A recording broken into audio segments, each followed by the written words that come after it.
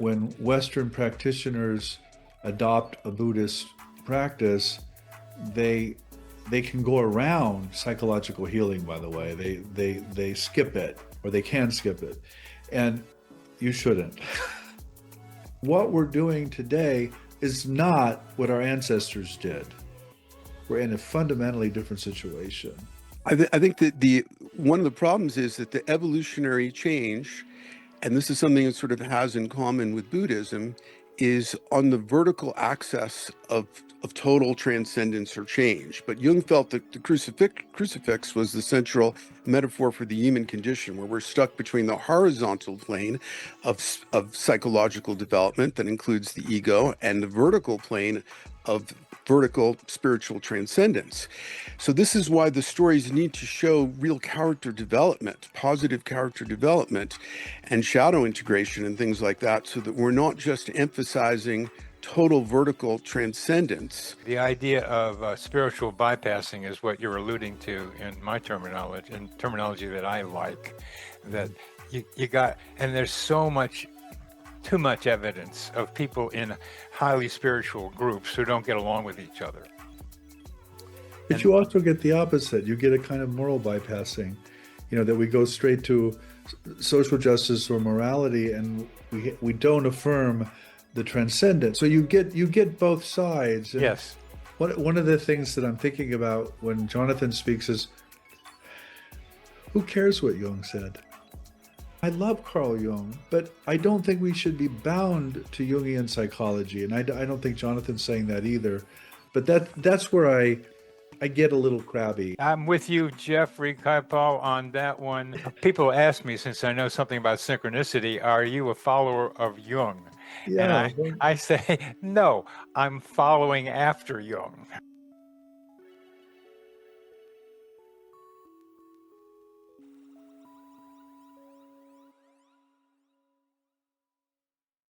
Can we consciously evolve?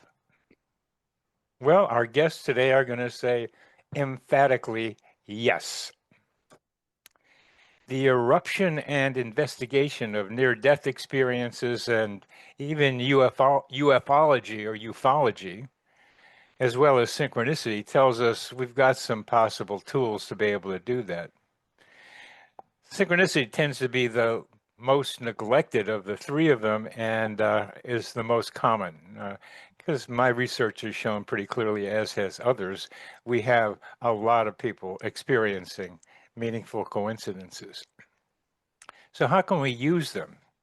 They are our experience of the underlying observer-dependent reality that comes through now with the collapse of physicalism, the thing that we just all bodies and our brains are the only thing that make our minds.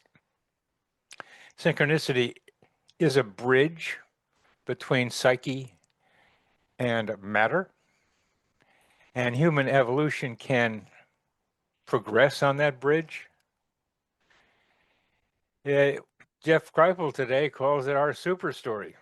And we will be getting into Jeff's ideas of super stories and Jonathan Zapp's ideas of the future human. So let me give you a little bit of an intro to each of these gentlemen. Jonathan grew up in the Bronx and attended Bronx High School of Science, graduated from Ursinus with honors in philosophy and English, and received a master's degree in creative writing from New York University. He is the author of Crossing the Event Horizon, Human Metamorphosis, and the Singularity Archetype, the related sci-fi epic Parallel Journeys, and the Zapp Oracle. He's got these 720 online cards that you can tell a lot of things from. And the links to all of that will be in Jonathan's bio. Jeff Kripal is a prominent American scholar of religion, holding the Newton razor. And I don't think there's a coincidence that it's called the Newton razor. There's Newton and the apple, and there's Occam's razor. He's got these things, and this guy plays with words a lot for various reasons, and he happens to be chair in philosophy and religious thought at Rice University in Texas. He specializes in the study of mysticism, the paranormal, and the intersection of sexuality and spirituality. He's written a lot of books. Um, the Flip and the Mutants and the Mystics, and impossible things that happen in the paranormal. He also co-directs the Center for Theory and Research at the Esalen Institute. And what I like about Jeff is he, among many things, that he knows the Marvel universe, the Marvel comic universe. So, Jeff, Jonathan, welcome to Connecting with Coincidence and our adventure into the future and its super story. Thank you. So let's start with the super story, Jeff. What is the super story? Well, you'll be disappointed to know I don't know. Well, Um, I'm not disappointed because I don't know what my future myth of humanity is either. So yeah. we're on the path to try to do that. So that I am with you on that. But what do you know about it so far? Well, what I think paranormal experiences are, including synchronicities, are basically human beings waking up inside one story and it not working so well. And the universe or the human or whatever it is basically trying to push human beings to tell a different story. And so human beings interpret these experiences in different ways. And I think all of those are part of this super story. All of them are relevant, including the Marvel universe, by the way. Um, but it's the conversation that matters. It's not, there's not a conclusion or a conviction or a single story, if I can put it that way. But I do think evolution, by the way, is a big part of this story that human beings are telling right now. And it's a fundamentally, it's not an entirely new story, but it's a fundamentally new interpretation of what's happening. Well, I'm evolving, you're evolving, we're evolving. What do you mean by evolution now? Well, so when human beings have some experience of some altered state or some superhuman um, existence, they inevitably today now they go to evolution and they say, "Oh, that's the future evolution of humanity. That's where things are headed." Before they would have located this in God or a God, or they would have talked about some kind of entity. But today, after Darwin, I think when human beings have these extraordinary experiences, they invoke some evolutionary model. And it's not Darwinian, Bernie. We're not talking about some kind of random process, natural selection. We're talking about something that we're helping to guide in the form of language and participating in it. And that of course is a radical idea, and it's a non-Darwinian idea. I don't want to confuse this with what an evolutionary biologist would say, but I think it is going on. I think there's something else going on above the biology. That we're part of the story and we can be consciously part of the story by our paranormal experiences, Well, which, and it matters. It matters a lot how we interpret those and the stories we tell. I, I I mean really matters. I don't mean a little. I mean this is how we're changing by literally language is changing us. And I mean it in a very radical way, Bernie. I don't mean to say reading and writing like I read my box top or I read a cereal box or something. I mean, when somebody has a paranormal experience, it's a story and it's in language and it's telling a different story, and we're participating in it as we go along. well, one of the chapters in the book I'm writing is about words and how they influence us and the way we use them. So let's we're talking about evolution, we're talking about words, we're talking about paranormal, and that leads us to Jonathan Zapp. Well, I've got so many things to say about this that it's sort of like asking a volcanologist what they think of volcanoes on this particular subject. But maybe I'll start by giving an example of what I think relates more to what Jeff is calling the super story than even what I call the singularity archetype, which would involve stories like Childhood's End and 2001: A Space Odyssey, where we see uh, telepathic networks and we see evolution at work and we see mutants. But it relates to the essence of, I think, what Jeff is talking about. And it's from I think, the second Star Wars movie, The Wrath of Khan, where we see a young apprentice starship captain on the bridge of the ship, and she's hopelessly outgunned by Klingons and so forth. And this is kind of the predicament that we're in, where we have multiple swords of Damocles hanging over our heads, climate change, AI, nuclear war, and so forth. And nothing she's doing is working. The shields are failing. Suddenly the whole bridge seems to blow up, and there's smoke and sparks. And now Admiral Kirk walks on the bridge. He's been promoted. And we discover we were actually in a simulation, that this was a simulator to train starship captains, and the simulation that she was in is called the Kobayashi Maru. It's a no-win scenario to test apprentice starship captains, how they would handle the stress of such a situation. Now, the only apprentice starship captain that passed that test in a different way was Admiral Kirk. When he was an apprentice starship captain, he reprogrammed the simulation computer. So this is really a central idea behind these stories, is that the human psyche runs on stories.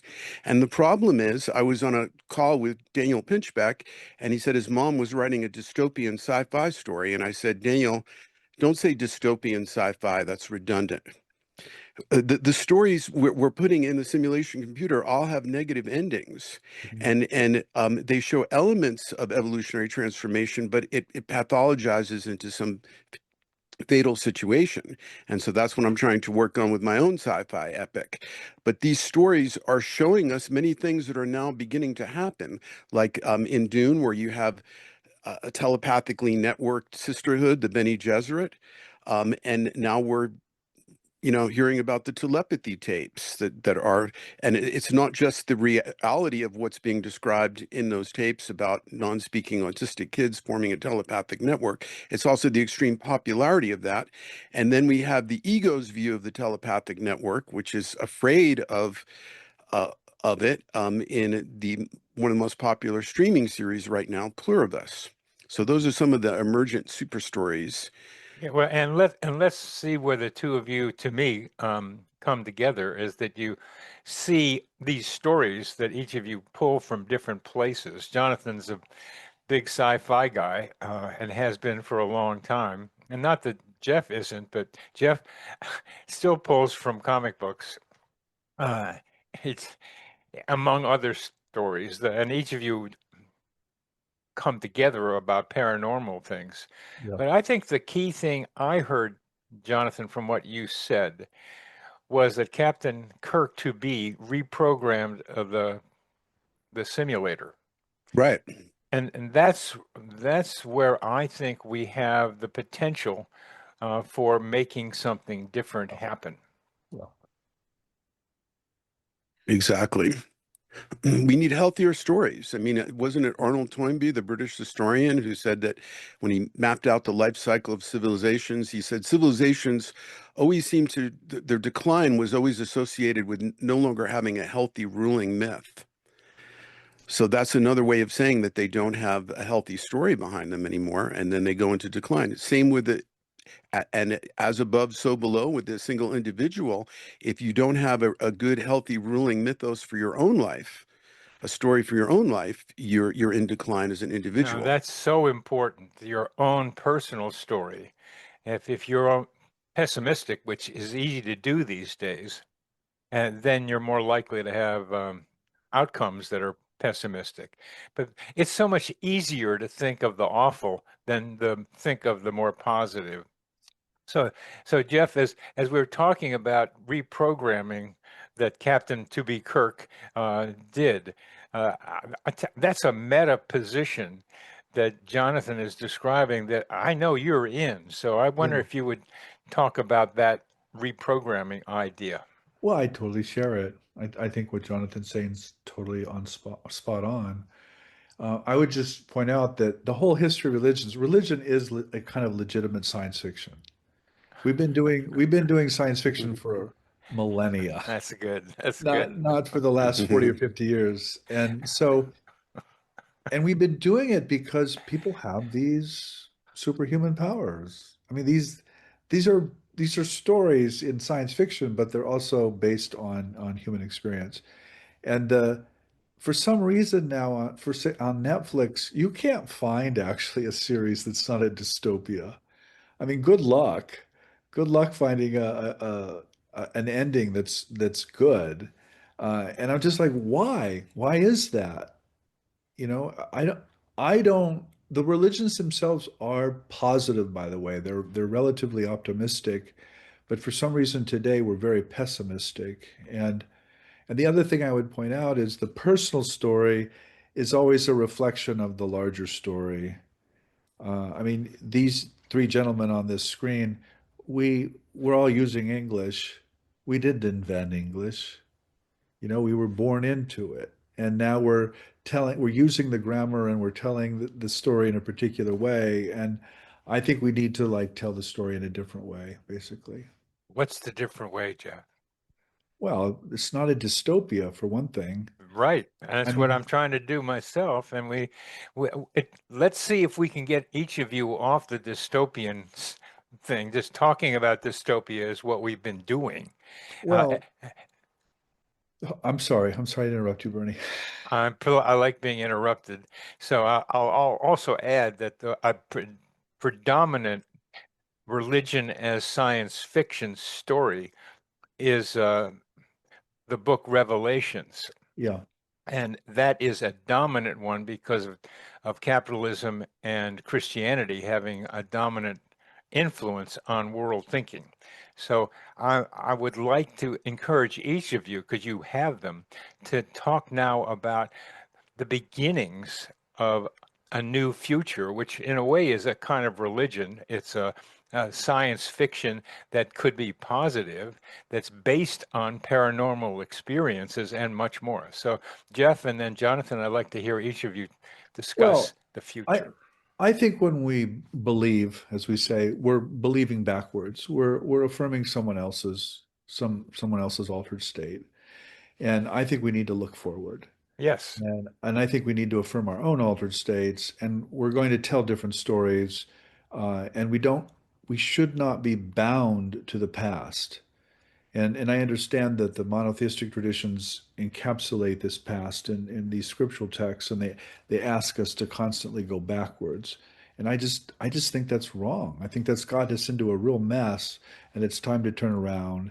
And we don't know what the future is, but we know it better not look like the past, which was pretty awful, by the way.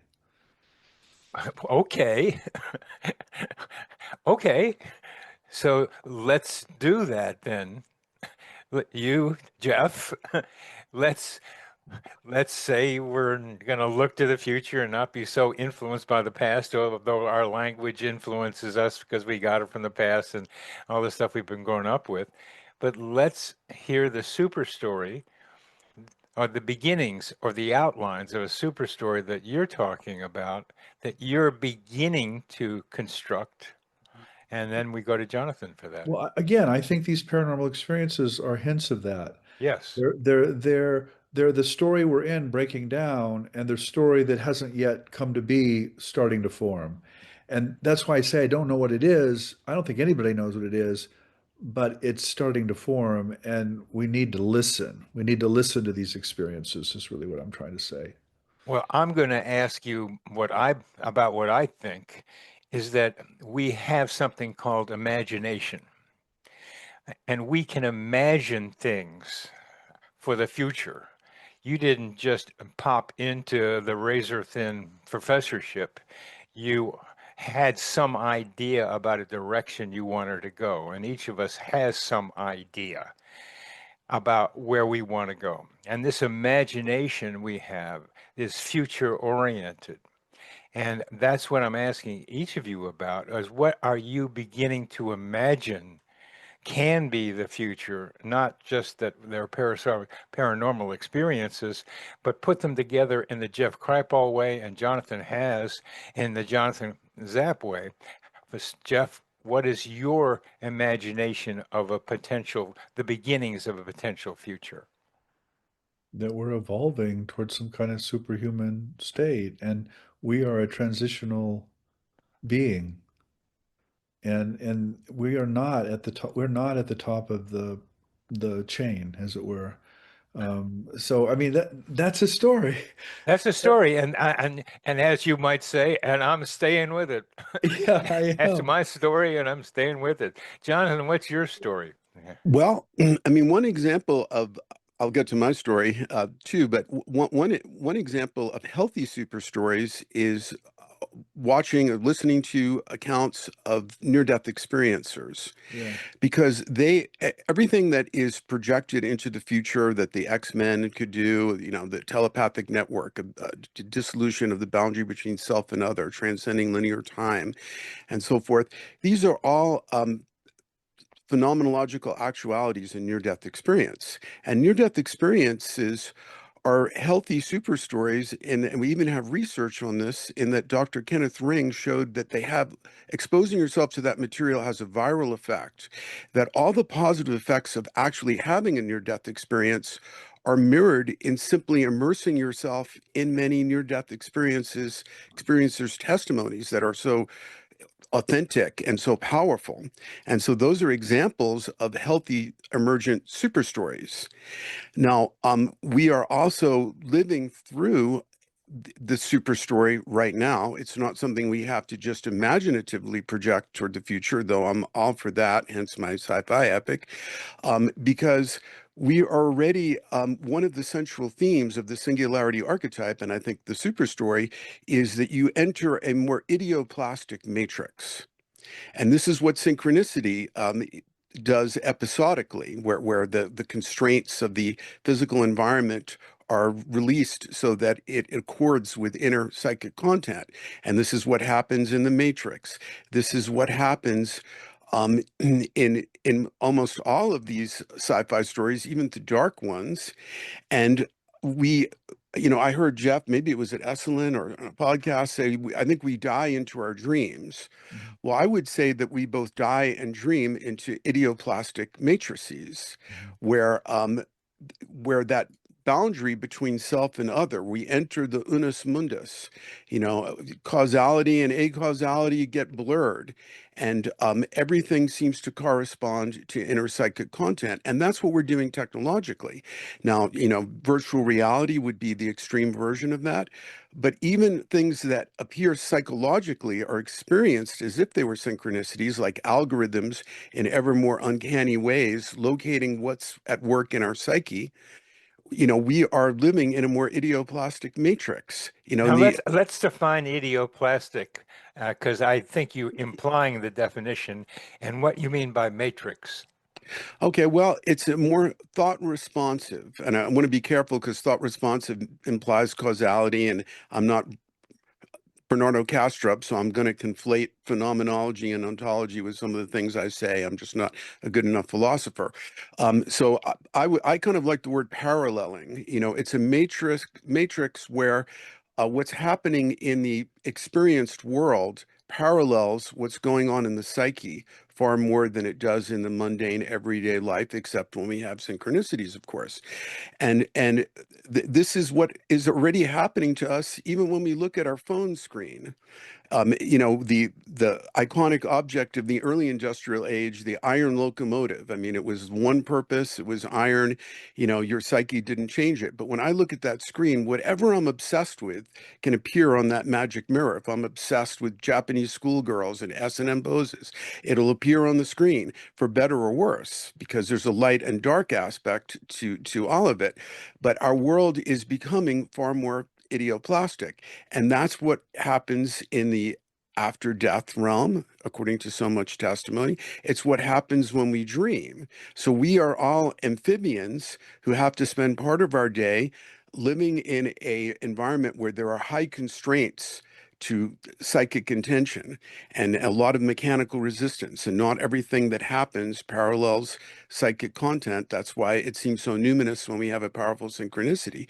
But I think that that is an emerging part of the super story that we are living through. But of course, it's going to a lot of it is pathological, like what the algorithms do.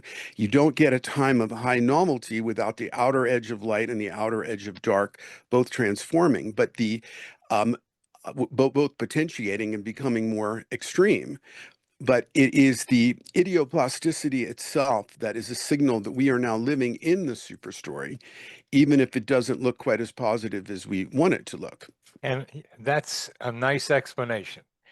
Now, I know the two of you are good friends, uh, and I've been asking each of you questions now, and I want to get out of the middle of this for now and have that dialogue between the two of you about what each of you are interested in talking about in this context.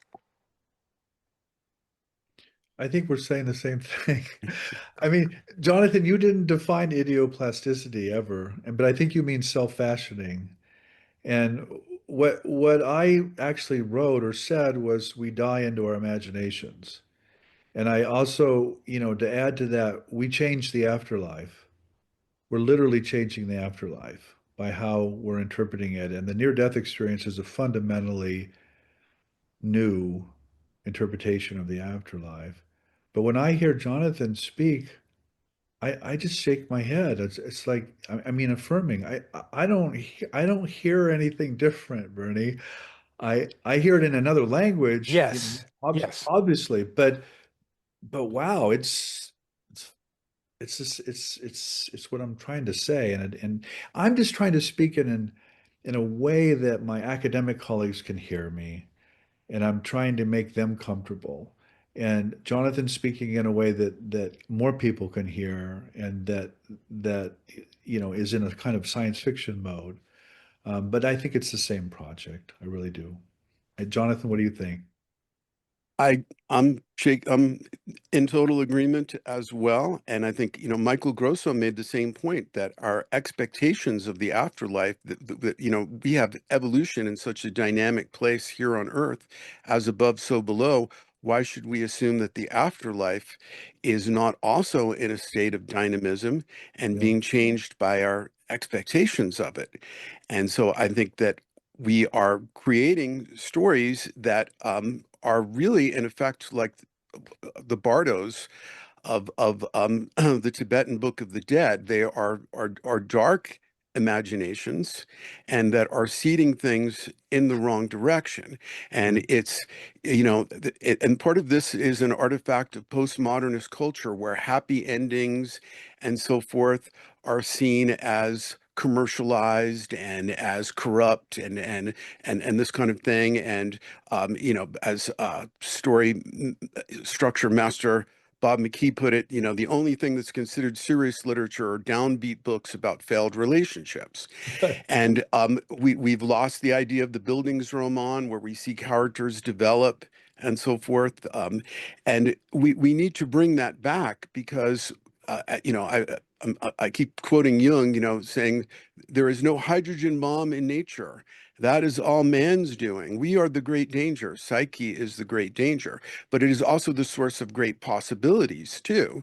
And when they've studied pessimists and optimists, they found pessimists, unfortunately, were better at predicting outcomes, but optimists were better off in every life parameter, relationships, health, longevity, and so forth. And so a rabbi once told me that before God created the earth, he created many other such, it was said in the Talmud that he created many other similar experiments, but they all failed and they were all destroyed. And maybe ours experiment too will fail, but still our good deeds, still have an eternal significance. So we need to each live a good story because the collective psyche is made up of 8 billion, which is actually not a very big number, of people, each with their own stories. And if you have a unique story and a high energy story, it's more than one man, one psychic vote. If you have a very unique story you want to get out there that can show us a way through. I just want to observe, Jonathan's invocation of the Bardos. That's legitimate science fiction. There it is again. It's like I'm telling you, that's what it is. That's what the history of religions is. I, from a guy who studies history, I think that's a wonderful phrase. Also, idioplastic we got, and That's religion. That's Martin Riesbrod, by the way. He was a German sociologist of religion. He's the one who coined it, and I just think he's absolutely right. And it just opens up. And science fiction, as Jonathan will tell you, it's not just about it's not just about imagining or predicting the future. The future is impacting the future is causing. There's retrocausation. There's causality coming from the future as well as the past. And I think we generally just only assume that there are past causes. There aren't future causes, but there are future causes, and this is what a lot of science fiction authors report.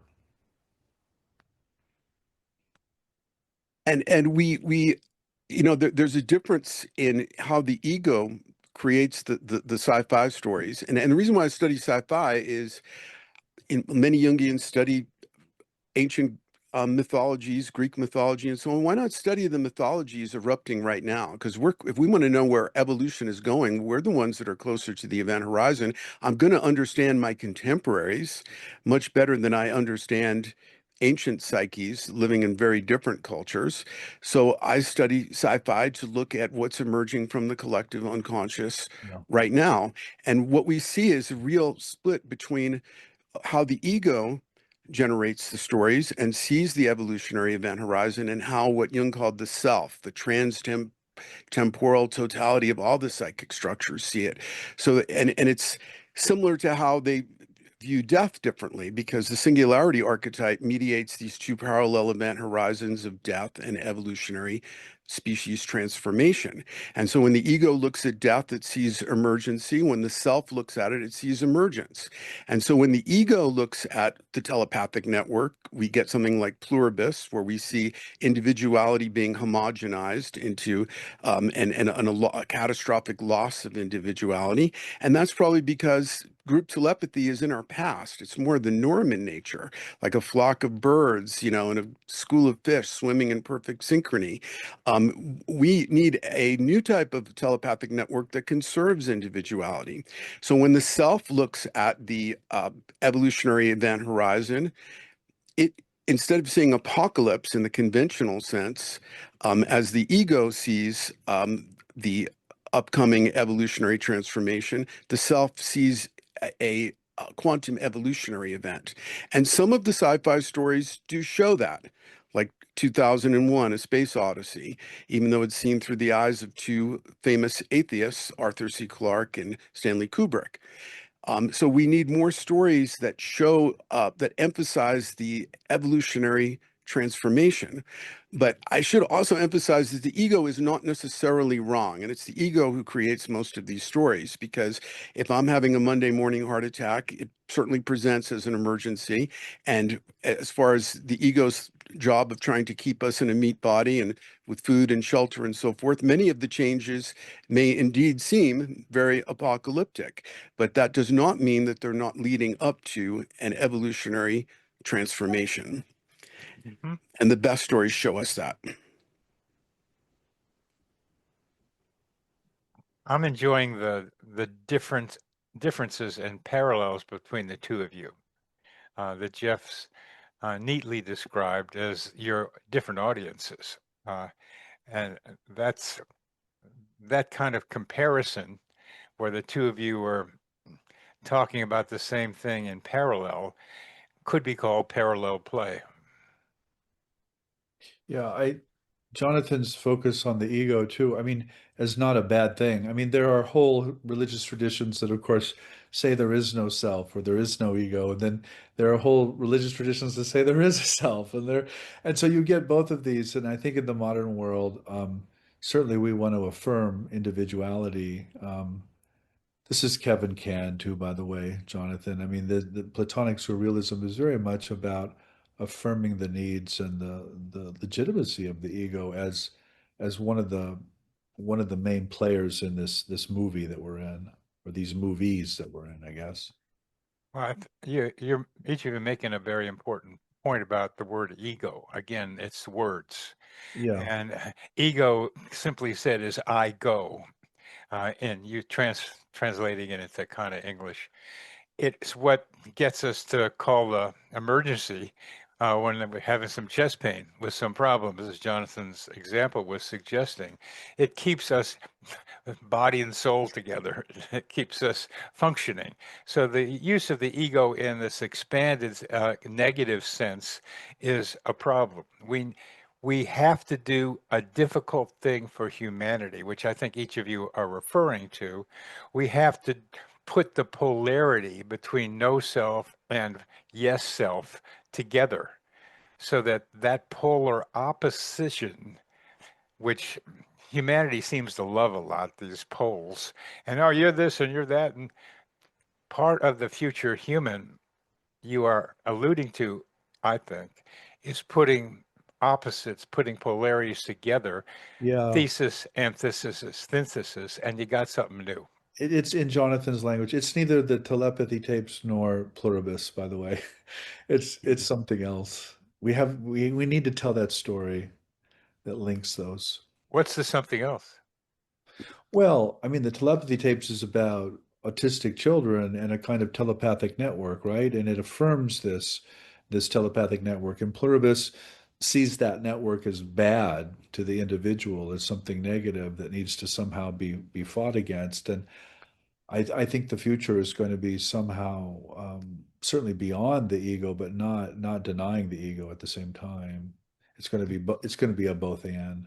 There was an old Netflix thing where, in order to make communication with somebody at a distance, almost like calling them on the phone, you could telepathically ring them up.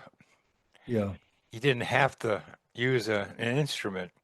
So part of telepathy is recognizing boundaries and knowing when you can contact someone and when you're not. So when it comes to seeing that telepathic network in these stories, it's interesting how much they bifurcate into the positive and negative, and we get mostly the negative. The Borg in Star Trek would be probably the most negative version of the collective telepathic. You know, that they even travel around in a cube to show that their consciousness is like in the box. But we also have in the Dune books the Bene Gesserit sisterhood, where they have a right to become a Bene Gesserit Reverend Mother, where you take a highly poisonous substance called the water of life, which you must convert in your body to survive. If you do, and many don't, many die. Um, but if you do, you have access to all the psyches of all the Reverend Mothers, living or dead, who have similarly partaken of this rite. And so, but we also need to, on a practical psychological level, you may appreciate as a psychiatrist, we also need to speak to the ego, because we can't just have this cataclysmic quantum evolutionary shift, which leaves the ego out, um, and just as it does in Childhood's End in 2001. The way we do that is somebody wants to find stories as equipment for living. But the problem is that most modern stories are more like equipment for needing SSRIs to get up in the morning. And so the way we work it for the ego is we need to show characters that positively develop, that are this is why and this is built into classic story structure, like the Buildings roman. We need to see the ego. We need to just not have anti-heroic characters, but we need to have some that are heroic but not unrealistic, that have a shadow but integrate it, that develop and overcome obstacles, experience the transcendence within themselves without their ego having to be completely obliterated. And that gives the ego a real roadmap of how it can align more with the self and go with the curve of evolutionary change without feeling obliterated by it. Let me give you a concrete example of I think what Jonathan's saying. So I have a friend and colleague, his name's Harvey Aronson. Basically, Harvey's point about Buddhism in the West is that it doesn't take the ego or individuality seriously enough. That when Western practitioners adopt a Buddhist practice, they they can go around psychological healing, by the way. They skip it or they can skip it. And you shouldn't. You shouldn't skip it. But that requires a particular Western appropriation or Western reception of Buddhism that's not the reception history, say, in Thailand or South Korea. So I think that needs to be respected. What we're doing today is not what our ancestors did, and I think we're not used to that, or we don't want to say that, but I think that's deep down where we're at. We're in a fundamentally different situation. Um, I think that the one of the problems is that the evolutionary change, and this is something that sort of has in common with Buddhism, is on the vertical axis of total transcendence or change. But Jung felt that the crucifix was the central metaphor for the human condition, where we're stuck between the horizontal plane of psychological development that includes the ego and the vertical plane of vertical spiritual transcendence. So this is why the stories need to show real character development, positive character development, and shadow integration and things like that, so that we're not just emphasizing total vertical transcendence as we get in Buddhism and as we get in some of the sci-fi stories that show a massive evolutionary change, but that leaves the individual behind. It's the idea of spiritual bypassing is what you're alluding to in my terminology and terminology that I like. That you got, and there's too much evidence of people in highly spiritual groups who don't get along with each other. But And you also get the opposite. You get a kind of moral bypassing, that we go straight to social justice or morality, and we don't affirm the transcendent. So you get both sides, yes, and I mean, Jonathan, you've heard me say this, Jonathan, but one of the things that I'm thinking about when Jonathan speaks is, who cares what Jung said? It's like, that's Jung. Okay. That's 1950 or whatever. That's almost 75, that's over 75 years ago when that was framed. And there was a particular moment in European culture where we knew something about other cultures, but we didn't know what we know today. And again, I love Carl Jung, but I don't think we should be bound to Jungian psychology. And I don't think Jonathan's saying that either. But that's where I get a little crabby. I'm like, why? I'm with you, Jeffrey Kripal, on that one. I re People ask me, since I know something about synchronicity, are you a follower of Jung? And Yeah, I say no. I'm following after Jung. yeah. I I'm mean, doing it come on. afterward. It's I'll just express the emotion that I thought might be in you, but you're too academic to do that. It's not just Jung either, by the way. For It's some Freud reason, too. It's a whole bunch my of them. my colleagues, though, they worship the people they happen to read in graduate school. Like somehow they're omniscient. I'm like, they're not omniscient. You know, the study of religion is you now. It's what we're doing. It's like, Now, come on, let's do it differently. Let's Now go. Come on. that's the story both of you are talking about. It's you, except the Jung references that Jonathan likes to do a lot, and that's Jonathan. There is something to each of you Yeah, saying we got to put the two things together. We got to do the moral development and the spiritual. And I don't just say moral, Jeff. yeah, I say interpersonal. yeah. To me, I'm just a psychiatrist who's written books on psychotherapy. Well, that's what I know. And I'm saying we don't get along with each other. And we don't get along with each other, I'm saying these days, because of a growth in what was that? Well, I'll say it my part, the growth in narcissism, that it's all about me and the difficulty in tuning into the mind of the other person. What was that? What was that Well, small thing there?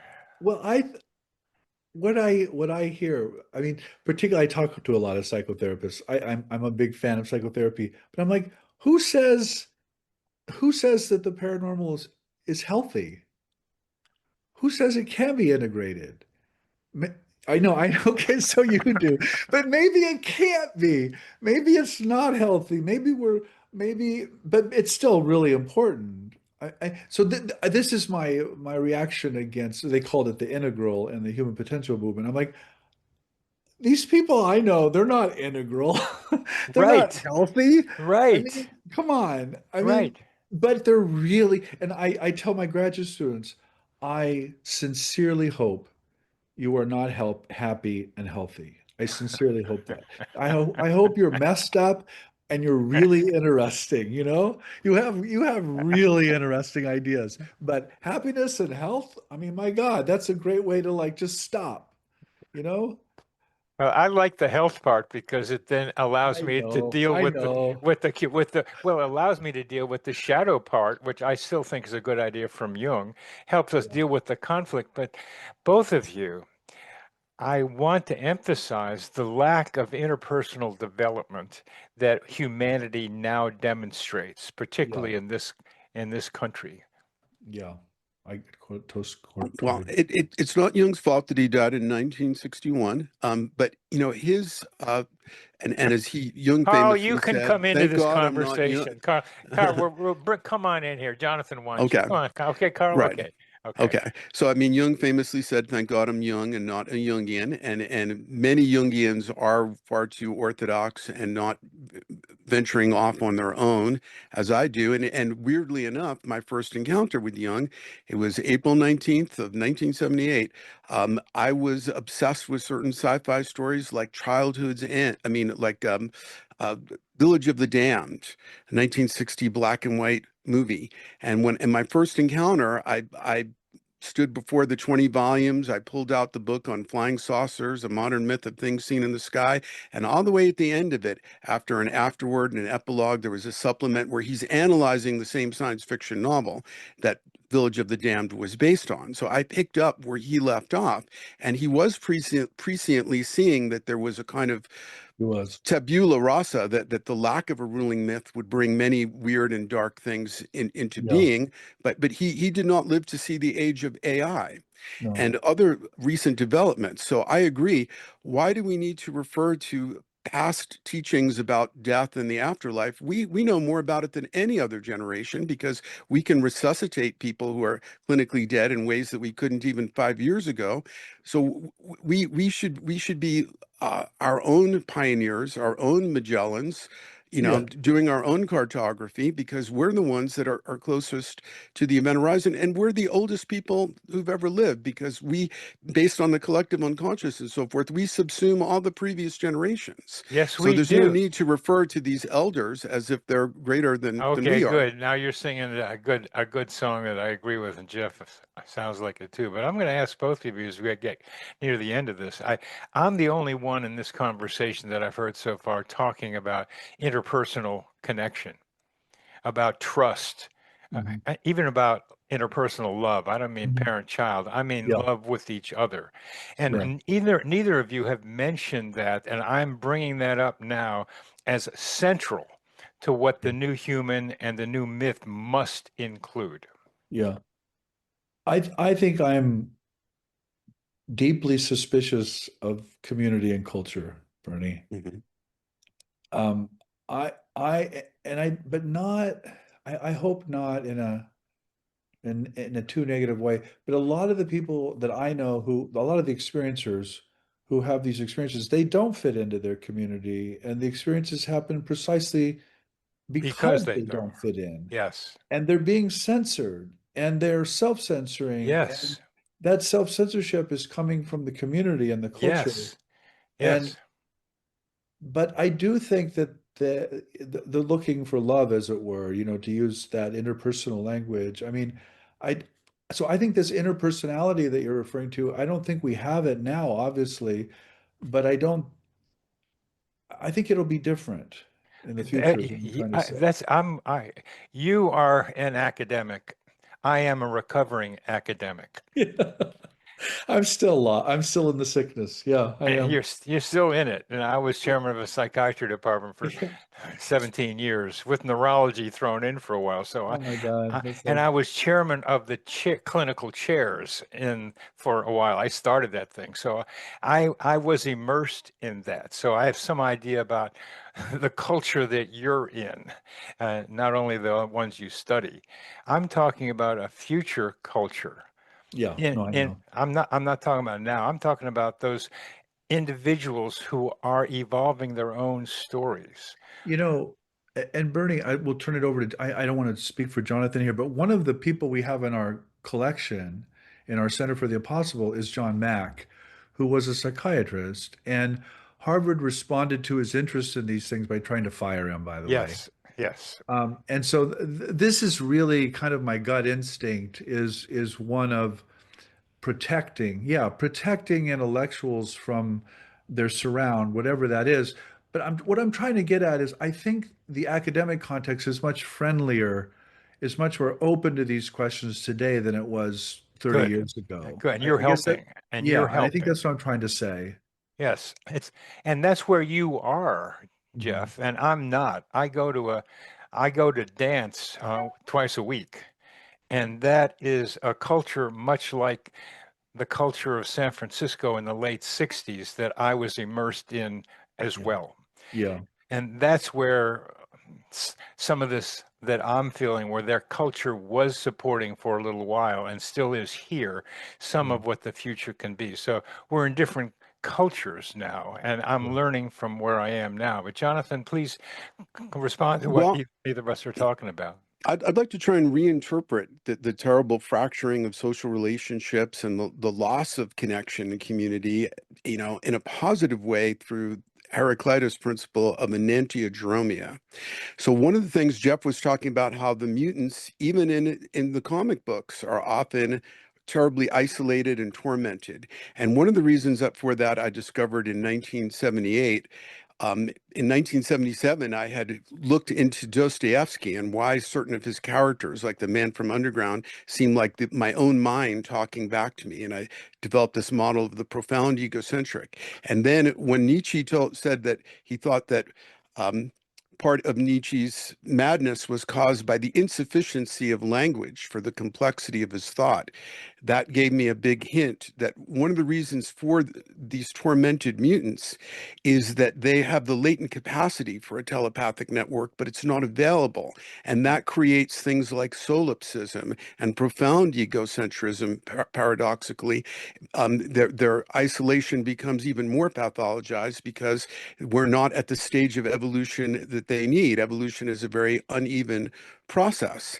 And so I think that an idea is that because all organisms are conservative, they seek to dial in that equilibrium, homeostasis. And both Freud and Jung noted how conservative the psyche was, that in order to get a cataclysmic shift, a shift in the whole genome, maybe, you need swords of Damocles. You need something that potentiates the need for that change. And so I think the loss of relationships and the loss of community are potentiating the telepathic network in a paradoxical way. So many people, when the suffering of the fracturing of social relationships builds up, just like where do we find it?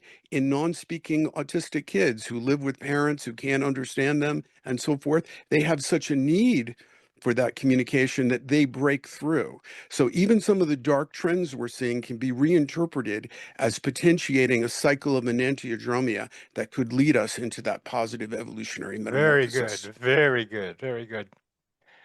Jeff? I I mean, I love the idea that a lot of science fiction, it's basically the ego just like what is going, I mean, even the negative stuff is a form of the apocalypse, is a form of the ego death, as it were, is what I'm Yeah, trying to say. And I think that's right. And I'm a big fan, for example, of Terence McKenna, who basically said we're scared to death of the soul, so we imagine, aliens invading or something. um, I think that's absolutely right. I think we're terrified of transcendence, and we're willing to imagine pretty much anything. other, why? I don't get it. I just don't get it. I don't understand it. But that's certainly where we're at the moment, in this culture anyway. well, Well, I like what Jonathan was saying, Jeff, with autistic kids needing a connection, and Yeah. only being able to do it in the old-fashioned way, uh, which we'll call telepathy. That is a beautiful application of now to now in a way that But I by the put way, together. the first season of the telepathy tapes ends with the kids becoming very religious and talking about heaven and God and the Bible and all this stuff. And that's where I get a bit, because we're going back to a previous answer there. Right. And that's where I get very frustrated with pretty much with the story that I think we're in. I so much respect and enjoy, Jeff, learning from you. Hey, and in a way, Jonathan, too. Hey, those guys were then, we're now. And there's stuff happening now for good stories that we can put together. Jonathan has that too, but okay, I've had enough of the Freud and Jung and the worshiping of them. And even though Jung says I'm not a I've had enough of the religions. I mean, and the not religion, yeah. forget Freud and Jung. I mean, we're talking about Buddhism and Christianity and Judaism and Islam and blah blah blah. I mean, like, just forget about it. Let's go on. Let's go on. And that's what this show is supposed to be about. Let's go on. And you've Let's given go on. and you've Let's given do it. and I'm trying to do it, and I hope you guys are interested in I seeing know. what I come up with, because I've got some ideas and about imagining the future, Yeah. and yeah, somebody's got to do it, and it just I'm doing it, and each of you in your own way are doing it.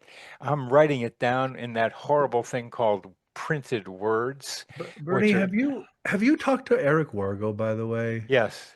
Okay, because he's somebody that talks about science fiction and the future in a really And powerful. very much about how time Yeah, comes back, the yeah, influence by the future. Yes, a couple yeah, of times he's yeah, been on the show. yeah. So in our closing remarks, each of you, Jonathan and then Jeff, and then we'll wrap it up. Well, Jeff just mentioned Terence McKenna, who once said that defined the New Age as being willing to try anything so long as it doesn't work. And so the ego, and you know this as a psychiatrist, the ego often just doubles down as people get older on its own neurotic patterns, and so the ego is continuing to like make itself suffer, but that may be the very thing that potentiates the enantiodromia. So we have to kind of, like Hillman says, I'm not a Hillman fan, but he says the soul pathologizes. So some of the pathologizing globally and individually needs to be respected as part of an inscrutable evolutionary process that we hope will turn into its opposite at some point and show us a way out of our present dilemma. And my terminology is still polarity, that this whole thing of this life is polarity. And I love, excuse me, but I love the sine wave. I just adore the sound wave because that's what you are describing for me. So, Jeff, ending Yeah, comments? I can't better Terence McKenna. Maybe we'll just leave it at that, and you know, because I think that's beautiful. Well, That's a good way. just repeat it in your terms, just so we have it again. Well, the phrase was the new age is fine with everything as long as it doesn't work, but the not working might be part of the answer. And I think that's so in the sense that these stories we're in don't work, and so we're being called to tell another story. Yeah. However it works, action, reaction, sine waves, polarity, whatever we're talking about here, keep doing it. Pop, it'll pop back the other way is what we're thinking about. So I want to thank each of you and both of you for joining me today on this very enjoyable discussion. And Thank you. I look forward to see what each of you come up with more about the future. And I hope you'll take a look at what I'm doing. Of Jeff. course. Thank you. Thank you.